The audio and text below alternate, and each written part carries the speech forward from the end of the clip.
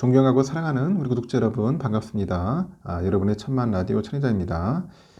한번 또 살펴보도록 할게요. 어떤 걸 살펴보냐? 요즘 보니까 그 시장 상태가 상당히 안 좋다고 얘기를 하는데 특히 안 좋은 곳이 어디냐면 건설사 쪽에 건설사가 상당히 안 좋다. 지금 건설사가 불황의 늪에 빠져 있다고 지금 난리예요. 잠재 손실만 벌써 1조 원이 넘었다. 1조 원이 넘었다. 한때 막 활황이더니 이제는 거의 거의 초죽음입니다. 거의 진짜 말 그대로 상태가 너무 안 좋아요. 일단은 금리 상승, 경기 침체 이런 직격탄을 맞은 것 같아요. 건설업계 그래서 잠재 손실 규모가 벌써 1조 원을 넘어섰대. 1조 원. 응? 넘어선 거 현재 조사됐는데 이렇게 불안과 고금리에 원자재가 급등, 인건비 상승, 공사 지연, 이렇듯 건설사들의 그 원가 불확실성이 높아지고 있는 거야. 그러면 건설업계는 상당 기간 좀 위기가 지속되지 않겠나 봅니다. 불황, 고금리, 원자재 상승, 인건비 상승, 공사 지연. 참 듣기만 해도 별로 안 좋죠. 11월 보니까 도급순위 상위 건설업체 그 3분기 실적을 공시한 25개 기업의 재무제표를 분석해보니 이들의 9월 말 기준으로 했을 때 공사 손실 충당 부채 총액이 1년 전보다 32%나 증가했답니다. 그래서 1조 950억, 1조 950억 부채 총액이요.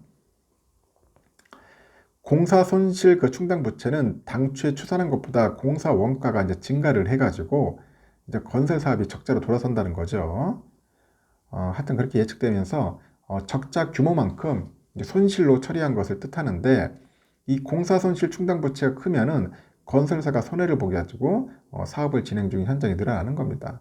그래서 조사 대상 25개 건설사 중에 보니까 18곳의 공사 손실의 그 충당 부채가 1년 전에 비해서 증가했다고 하죠.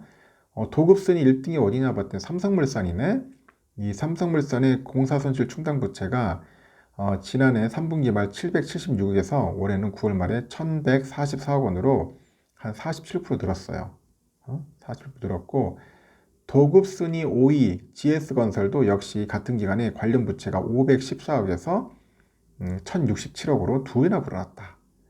롯데건설은 166억에서 703억, 금호건설 295억에서 434억, 계룡건설 20억에서 103억, 한신공영 265억에서 395억.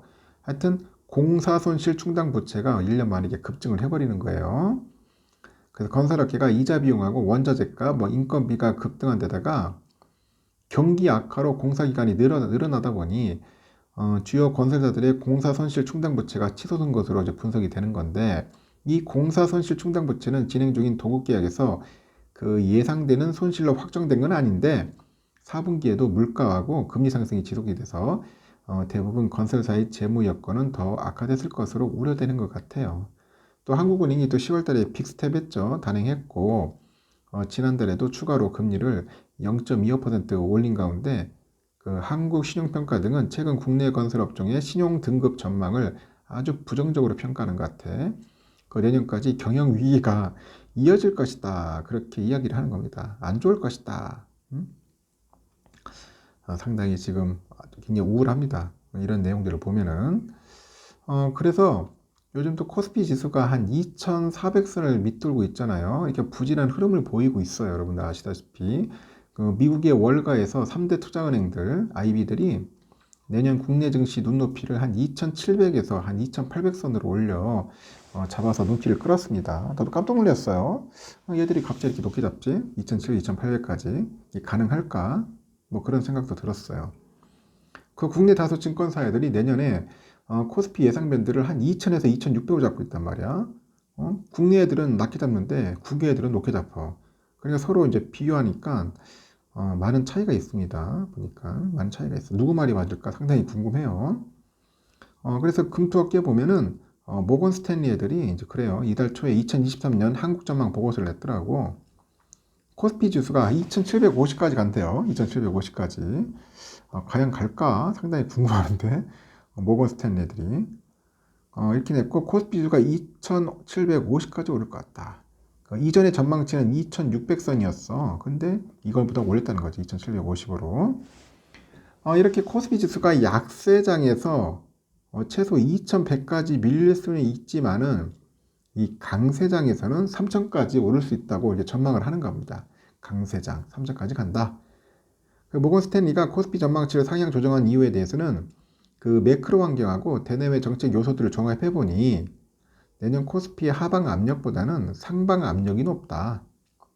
그래서 한국은행의 금리 인상 사이클이 3개월 내에 종료될 거다. 3개월 내에 종료될 거다. 그래서 미 달러 대비 원화 환율도 한 1,300원 초반대로 하향 안정됐다. 이런 이야기를 하면서 좋게 보는가 봅니다.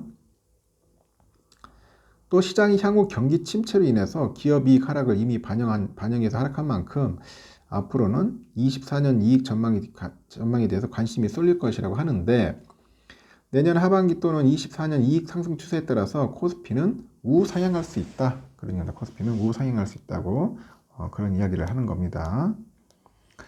JP 모건도 이달 보고서에 보니까 코스피 목표치를 2800선으로 제시하는 거야. 강세장의 무게를 실어요. JP 애들도.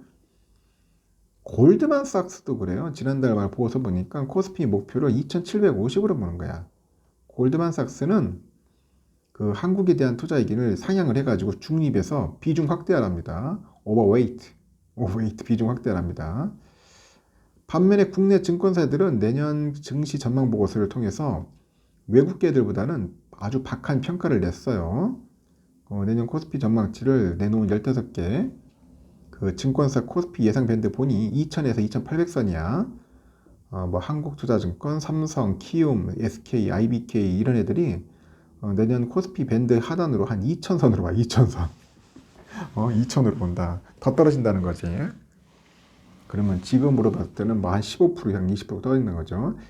대다수 증권사가 코스피 상단으로 2600선을 제시했는데 유진 투자증권이 한 2700, NH가 한 2750까지 보는 것 같아요.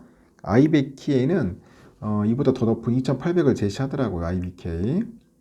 코스피 하단과 상단의 범위가 결국 얼마냐? 2000에서 2800까지 본다.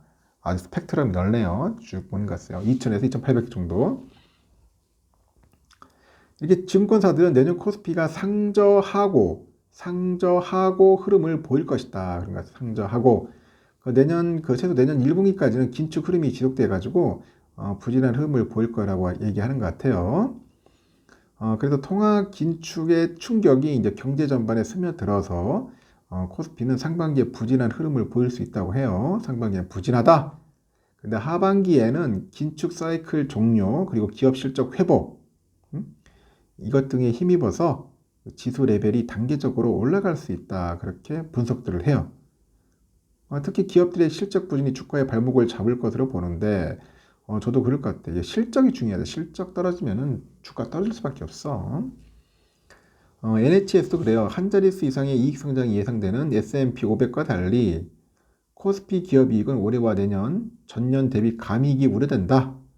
반도체 실적 둔화가 전체 실적 모멘텀 둔화를 주도하고 있는 상황이다. 그렇게 보는 겁니다. 어둡게 보는 것 같습니다.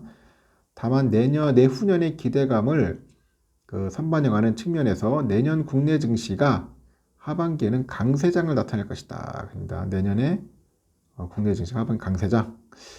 저도 하반기를 보내요. 대부분 하반기는 좋아질 거다. 상반기는 좀 힘들 거고 뭐 그렇게 보는 것 같습니다. IBK는 경험적으로 한국 증시는 침체 또는 위기 직후에 강세장 국면에서 글로벌 증시를 아웃퍼폼했다. 글로벌 시크리컬 기업들이 많아서 글로벌 경기 회복에 대한 기대감을 빠르게 반영할 수 있기 때문이다. 그런 이야기 들고 있습니다.